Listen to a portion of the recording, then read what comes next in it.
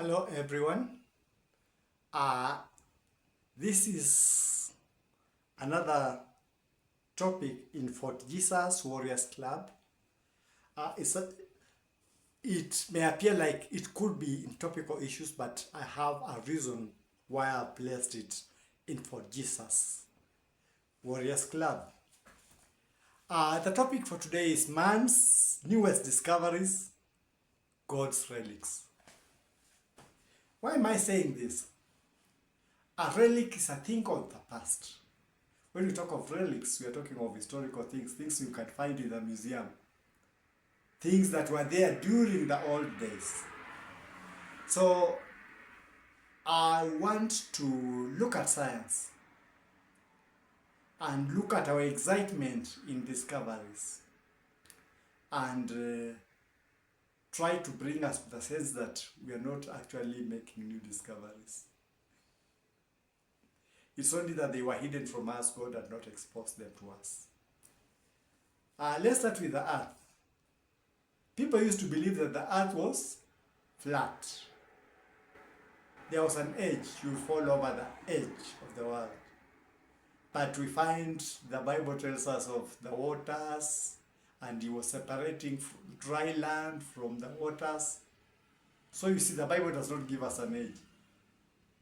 Anybody following that would get to know that it's talking of something that is continuous. That means circular. Because people say circular or spherical is a continuity. There's no end. That gives us the round earth, which people used to believe was flat. Until Copernicus and others came up with that idea. I would like to give another example from a godly perspective. A monk by the name of Giovanni Bruno was able to view the universe to an extent that we have not done it now. We are still following and we are finding that without a telescope, without any of those things, God was able to show him the universe that has got no end. That is what we are just discovering. So, are our discoveries new or are they relics? We look at galaxies. Galaxies have been there for a long time when there were no telescopes. In fact, people believe they are around 1,000 and something, or around close to something like that, or 2,000 stars. That was all that the firmament was composed of.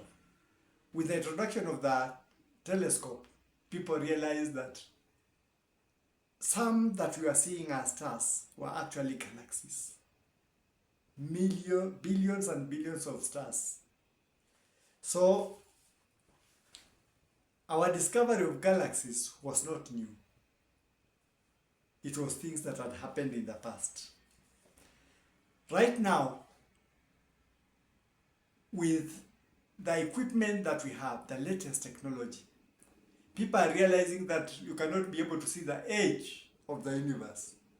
So there is a horizon. So what we know is limited. Beyond that horizon, we don't know. Our equipment cannot be able to visualize. God says he made things seen and unseen, known and unknown. He's letting us discover at his own pace. I've come to this also saying that, yes, we have pictures of galaxies and all that. It's not bad, but we should also come and tell people openly that our equipment are not able to see that, because like the Milky Way, we have very good pictures of the Milky Way. We are in the Milky Way, we cannot be able to visualize it at that level. So we should also tell people that many of the things that we see in science are simulations. Let's be truthful. We can only guess how God made them. We don't know the real structure. I'm going to the oldest book in the Bible. Many people do not know it as the oldest book. The book of Job. It's older than any other book in the Bible. And when God was talking to Job, he was able to mention things like the foundation of the earth, who would lose the belt of Orion, the stretch of Orion, Mazzaroth in its season, the bear and the cub. So we see that within that time, when we had little knowledge about what was happening, God already was giving it to his people, the ones he knew. So we know much, all right, more than what we knew. But everything we are discovering is just a relic, because we talk of stars that are thousands and thousands or hundreds of thousand light years. That means what we are visualizing now, calling a discovery, is something that happened thousands and thousands of hundreds of thousands of years in the past. So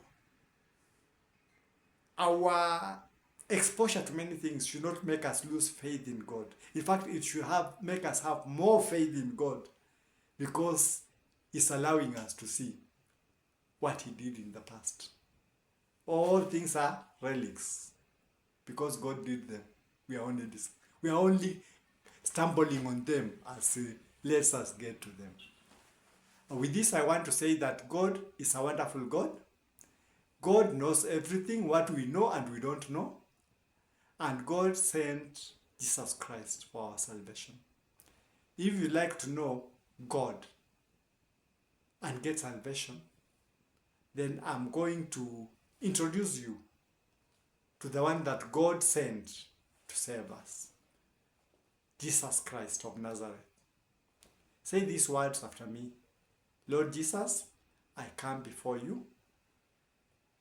I know I am a sinner, but you died on the cross to save us from sin. Let your blood wash me. Make me new again. Remove my name from the book of death and put it in the book of life. With this, I declare I'm saved, I'm a Christian. If you say these words after me, go to any Christ teaching church. They teach you ways of worship in faith. I beg to stop there. Be blessed.